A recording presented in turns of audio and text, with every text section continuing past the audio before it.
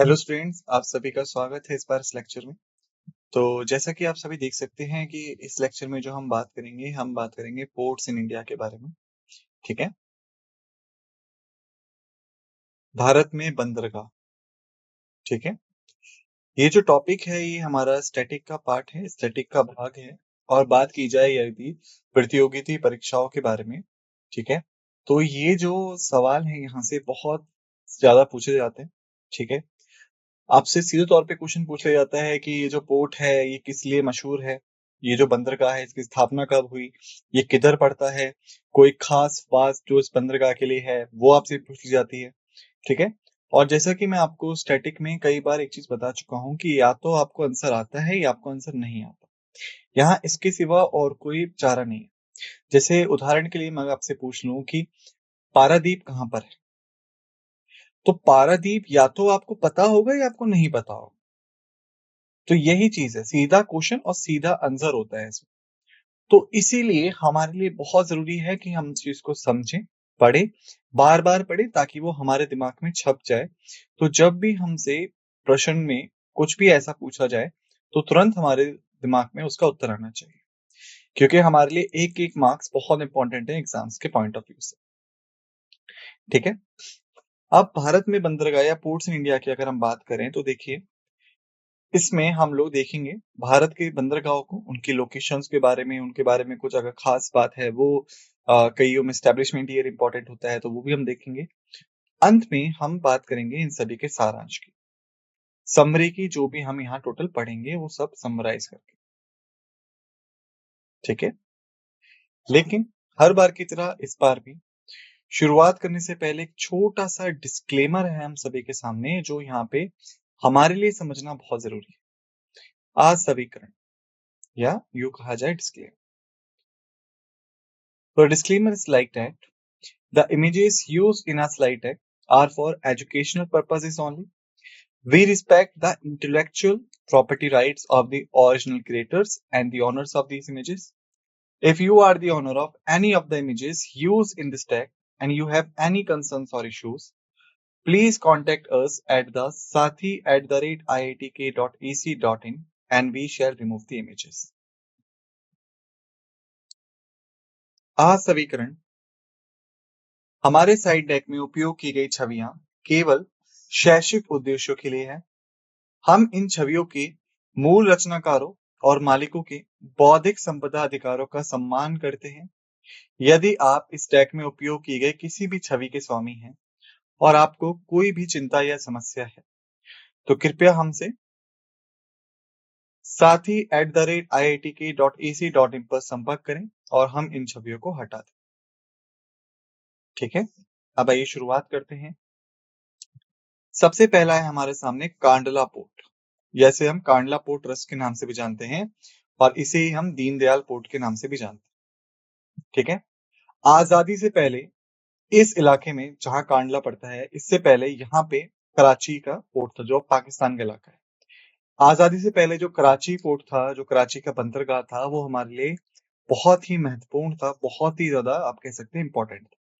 आजादी के बाद जब कराची का जो बंदरगाह है वो चले गया पाकिस्तान की तरफ, उसके बाद हमारा जो मुख्य पोर्ट बचा यहाँ पे वो बचा कांडला। ठीक है, और कांडला को ही हमने एक और नाम से पुकारा जाता है जिसे हम कहते हैं दीनदयाल पोर्ट। असल में गुजरात के कच्छ में स्थित ये एक समुद्री बंदरगाह है। ठीक है, कहाँ पड़ता है? गुजरात के कच्छ जिले में। कांडला का जो निर्माण है वो 1950 के दशक में भारत और पाकिस्तान के विभाजन के बाद पश्चिमी भारत की सेवा करने वाले मुख्य समुद्री बंदरगाह के रूप में किया गया। जैसा कि मैंने आपको बताया, आजादी से पहले कराची पोर्ट जो था उसके हम इस्तेमाल करते थे पश्चिमी भारत की सेवा करने के लिए, क्योंकि जो पाकिस्तान है जिसे आज हम वेस्टर्न सॉरी जिसे हम तब वेस्ट इंडिया के नाम से जानते थे, वो अब एक अलग देश बन चुका था। तो इसीलिए हमें पश्चिमी भारत की सेवा करने के लिए एक नया पोर्ट चाहिए था, इसलिए हमने कांडला को विकसित किया। कांडला पोर्ट का नाम भारत के पोर्ट अधिनियम 1908 के तहत दीनदयाल पोर्ट रखा गया है। याद रखिएगा, कांडला जो है वो असल में उस जगह का नाम है और जो पोर्ट को हमने नाम दिया वो हमने नाम दे दिया दीनदयाल पोर्ट। ठीक है, इसके बाद आता है हमारा पारादीप पोर्ट। जो पारादीप पोर्ट है वो साल 1966 में खोला गया।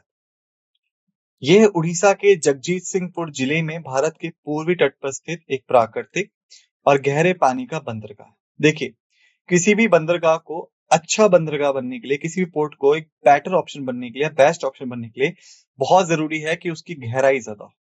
ऐसा क्यों? गहराई कम होगी तो जो जहाज हैं, जिनका बहुत बड़ा हिस्सा पानी के अंदर रहता है, जो बड़े जहाज हैं, वो उस बंदरगाह तक नहीं पहुंच सकते, क्योंकि उनका जो निचला हिस्सा है वो रगड़ जाएगा उस जमीन से, जो पानी के नीचे होगी। और यदि गहरा पानी है तो क्या होगा कि जमीन रगड़ेगी नहीं जहाज से, तो जहाज जो है काफी अंदर आ सकता है, पोर्ट तक पहुंच सकता है।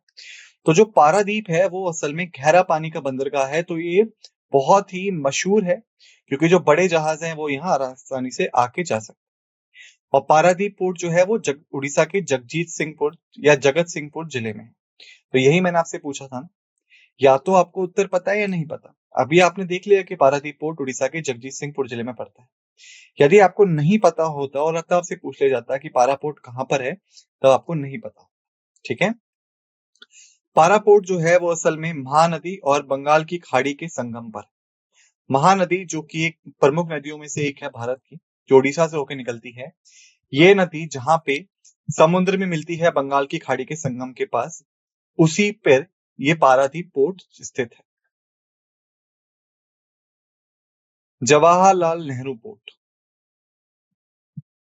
जवाहरलाल नेहरू पोर्ट, जिसे हम लोग अक्सर नहावा शेवा के नाम से भी जानते हैं।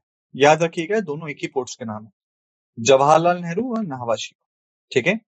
ये असल में भारत का सबसे बड़ा कंटेनर पोर्ट है।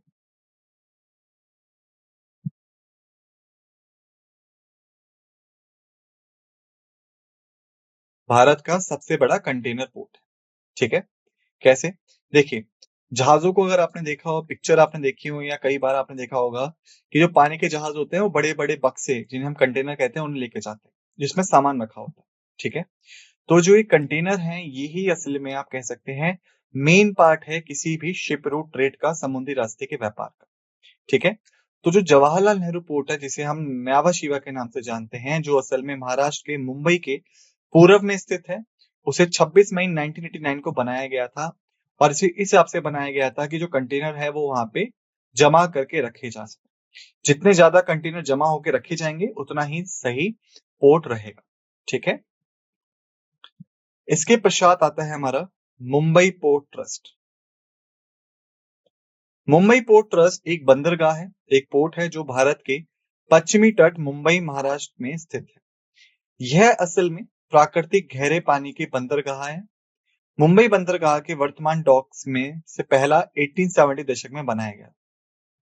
देखिए, असल में जो मुंबई पोर्ट है उसको जो विकसित करने का काम था वो ब्रिटिशर्स ने खुद से ही चालू कर दिया था, क्योंकि वो यहाँ से ऐसे की तरफ जाते थे, यूरोप की तरफ। तो जो मुंबई था वो बहुत पास में पड़ता था उनको। ठीक है। इसी को मद्देनजर रखते हुए उन्होंने क्या करा, उन्होंने इस पोर्ट को बनाना, इसको डेवलप करना शुरू कर दिया। ठीक है। 1870 का वो दशक था जब सबसे पहली बार यहाँ का डॉक बनाया गया। ठीक है। और महाराष्ट्र में ये स्थित है प्राकृतिक गहरे पानी के लिए। ठीक है। और इसी मुंबई पोर्ट के पूर्व में जवाहरलाल नेहरू पोर्ट, जिसे न्यावा शिवा कहा जाता है, वो बनाया गया था, ताकि, क्योंकि मुंबई ट्रैफिक, जो मुंबई पोर्ट है ना, असल में वो बहुत इंपॉर्टेंट पोर्ट है आज भी भारत का। वहां पे ट्रैफिक जो था वो बहुत ज्यादा होने लग गया था, तो उस ट्रैफिक को डाइवर्सिफाई करने के लिए या उसे हटाने के लिए एक तरीके से एक सपोर्टिव आर्म के तौर पे, एक सहायक पोर्ट के तौर पे आपका जवाहरलाल नेहरू पोर्ट विकसित किया गया था। फिर आता है हमारा विशाखापट्टनम पोर्ट। बात की जाए यदि विशाखापट्टनम पोर्ट की, 19 दिसंबर 1933 को इसे खोला गया था। भारत के 13 प्रमुख बंदरगाहों में से ये एक है, और असल में ये आंध्र प्रदेश का एकमात्र प्रमुख बंदरगाह है। यह कार्गो की मात्रा के हिसाब से भारत का दूसरा सबसे बड़ा बंदरगाह। ठीक है। विशाखापट्टनम, जिसे हम कई बार वाइजैक के नाम से भी पुकारते हैं, असल में अगर देखा जाए कार्गो शिपमेंट को, सबसे बड़ा जो है वो हमारा मुंबई पोर्ट है। मुंबई पोर्ट के बाद अगर सबसे बड़ा कोई कार्गो शिपमेंट वाला पोर्ट है तो वो विशाखापट्टनम है, जो सबसे ज्यादा कार्गो हैंडल करता है, सबसे ज्यादा सामान हैंडल करता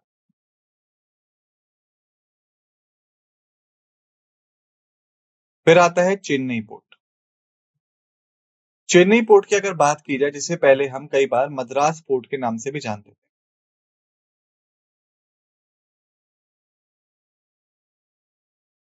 ठीक है। ये भारत का दूसरा सबसे बड़ा कंटेनर पोर्ट और बंगाल की खाड़ी का सबसे बड़ा बंदरगाह है, ठीक है। सबसे बड़ा कंटेनर पोर्ट न्यावा शिवा, ठीक है, जवाहरलाल नेहरू। दूसरे नंबर पे आता है हमारा चेन्नई का पोर्ट, जो कि तमिलनाडु की राजधानी भी है। चेन्नई का पुराना नाम मद्रास था, इसलिए चेन्नई पोर्ट को ही हम कई बार मद्रास पोर्ट के नाम से भी पुकार लेते हैं, ठीक है। यह बंगाल की खाड़ी का सबसे बड़ा बंदरगाह है। अगर आप देखें तो भारत की इस तरफ पड़ती है बंगाल की खाड़ी और इस तरफ पड़ता है अरब सागर। तो चेन्नई जो है वो आपका इस तरफ है, इसलिए ये बंगाल की खाड़ी में पड़ता है, ठीक है। यह भारत के 13 जो प्रमुख बंदरगाहों हैं उसमें तीसरा सबसे बड़ा बंदरगाह है, जिसकी आधिकारिक बंदरगाह संचालन 1881 में शुरू हुई थी। यानी इसको भी असल में ब्रिटिशर्स ने ही डेवलप किया था, ताकि वो साउथ ईस्ट और साउथ एशिया में अपना ट्रेड व्यापार बढ़ा सके।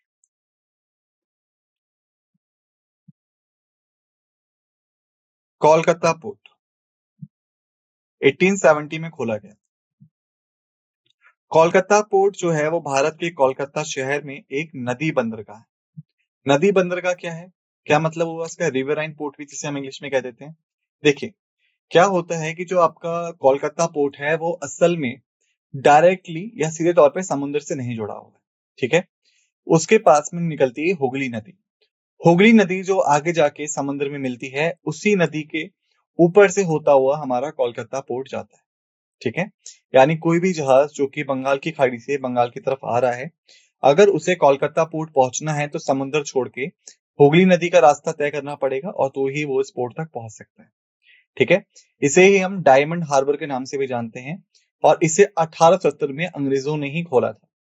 यह भारत के सबसे पुराना संचालित बंदरगाह है, सबसे पहला खोला गया, और इसे ब्रिटिश ईस्ट इंडिया कंपनी द्वारा निर्मित किया गया था, ठीक है। इसे ब्रिटिशर्स ने अपने अकॉर्डिंग ही बनाया था, क्योंकि हम जानते हैं कि सबसे पहले भारत में ब्रिटिशर्स जो थे वो बंगाल में ही कायम हुए थे, स्थापित हुए थे। तो इसी वजह से उन्होंने सबसे पहला जो पोर्ट डेवलप किया वो भी बंगाल का ही किया था। फिर आता है हमारा कृष्णापट्टनम पोर्ट, जिसे हम आमतौर पे केपीसीएल के नाम से भी जाना जाता है, ठीक है। यह असल में भारत के पूर्वी तट या ईस्टर्न कोस्ट पर स्थित एक निजी रूप से निर्मित और स्वामित्व वाला सभी मौसम और गहरे पानी का बंदरगाह है, जो कि असल में आंध्र प्रदेश के नेल्लोर जिले में स्थित है।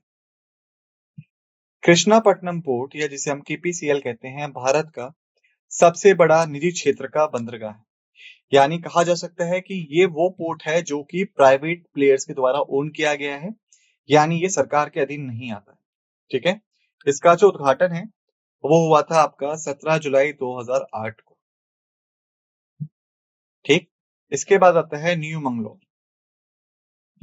न्यू मंगलोर को 1974 में कर्नाटक राज्य के पनम्बूर मैंगलोर में स्थित एक गहरे पानी के तौर पे खोला गया था, जो कि सदाबहार या सभी मौसम का बंदरगाह, यानी बारिश हो, सर्दी हो, गर्मी हो, हर मौसम में खुला रहता है, ठीक है।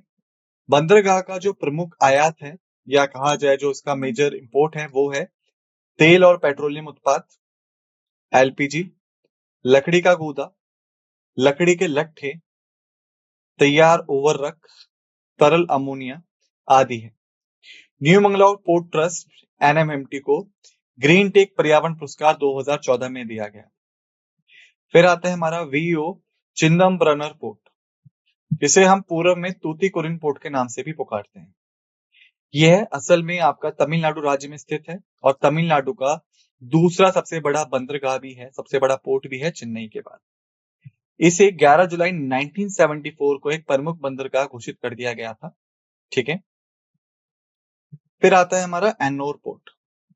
एन्नोर पोर्ट की अगर बात की जाए, आधिकारिक रूप से इसे कामराजर पोर्ट लिमिटेड के रूप में नामित किया गया है, जो 2001 में खोला गया था। कोरोमंडल तट पर स्थित चेन्नई पोर्ट से लगभग 24 किमी की दूरी पे स्थित है। कोरोमंडल तट से, जैसा आपको बताया, ये भारत का 12वां सबसे प्रमुख बंदरगाह है, और भारत का पहला बंदरगाह है जो कि एक सार्वजनिक कंपनी, यानी जो एक पब्लिक कंपनी है, यानी आम लोग भी यहाँ पे शेयर्स वगैरह खरीद के पार्टिसिपेशन कर सकते हैं। ठीक है। फिर आता है हमारा कोचिन पोर्ट। 1928 में खोला गया था कोचिन पोर्ट, जो कि आपका पड़ता है केरला की तरफ, यानी यहाँ पे। और यहाँ पे अरब सागर है, यहाँ पे बे ऑफ बंगाल, जैसे मैंने आपको बताया। ठीक है। लक्षद्वीप सागर और अरेबियन सागर के बीच में और भारतीय महासागर के समुद्री मार्गों पे ये एक प्रमुख बंदरगाह है, क्योंकि ये यहाँ पे लक्षद्वीप सागर है, ये नीचे का इलाका में पूरा पता है कि ये भारतीय महासागर है, और ये अरेबियन सागर।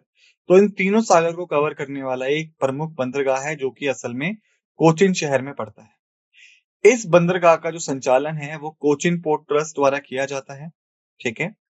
इसके पश्चात आता है भारत के शीर्ष प्राकृतिक बंदरगाहों में से एक, जिसे हम कहते हैं मोरमुगाहो बंदरगाह।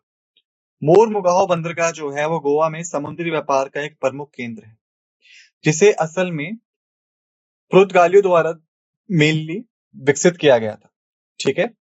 इसे 1963 में एक प्रमुख बंदरगाह का दर्जा दिया गया था आजादी के बाद, क्योंकि देखिए अंग्रेजों से हमें आजादी मिलती है कब? 1947।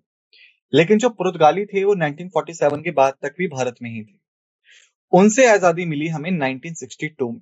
तो जब 1962 में आजादी मिली और होते होते 1963 आ गया, उस समय हमने जब गोवा को अपने कब्जे में ले लिया, तब हमने मुर्मागांव पोर्ट को भी एक प्रमुख पोर्ट का दर्जा दे दिया गया और इसे भारत में विलय कर लिया। तो यहाँ पे हमने जो टॉपिक था उसे समाप्त कर लिया है। अब यदि बात की जाए समरी की, हमने देखा कांडला पोर्ट गुजरात में स्थित है, पारादीप पोर्ट उड़ीसा में स्थित है, जवाहरलाल नेहरू पोर्ट न्यावाशीरा मुंबई के पूर्व में महाराष्ट्र में स्थित है, मुंबई पोर्ट ट्रस्ट महाराष्ट्र में है, विशाखापट्टनम पोर्ट आंध्र प्रदेश में, चेन्नई पोर्ट आपका बंगाल की खाड़ी से होता हुआ तमिलनाडु में स्थित है, कोलकाता पोर्ट आपका एक नदी का पोर्ट है जो आपका ब्रिटिश ईस्ट इंडिया कंपनी द्वारा विकसित किया गया था, जो कि आपका पड़ता है बंगाल में। कृष्णपट्टनम पोर्ट ये आपका एक निजी स्वामित्व वाला सबसे बड़ा बंदरगाह है। न्यू मंगलोर पोर्ट मेनली कच्चे तेल और पेट्रोलियम उत्पादों को संभालता है, कर्नाटक में है। VO Chidambaram port Tuticorin port कहा जाता है, तमिलनाडु का दूसरा सबसे प्रमुख पोर्ट है। एनोर पोर्ट 2001 में खोला गया था, जो कि एक सार्वजनिक कंपनी वाला पोर्ट है। कोचिन पोर्ट 3 महासागरों को कवर करने वाला एक इंपॉर्टेंट पोर्ट है। मुर्मागांव पोर्ट गोवा को कब्जे में लेने के बाद खोला गया 1963 में। ठीक है। तो इसी के साथ हमने इस विषय को समाप्त कर लिया है। आप सभी से रिक्वेस्ट है, निवेदन है, कृपया करके सभी चीजों को एक बार अच्छे से रिवाइज कर लीजिएगा। मिलते हैं आप सभी से नेक्स्ट लेक्चर में। इसी के साथ आप सभी का धन्यवाद।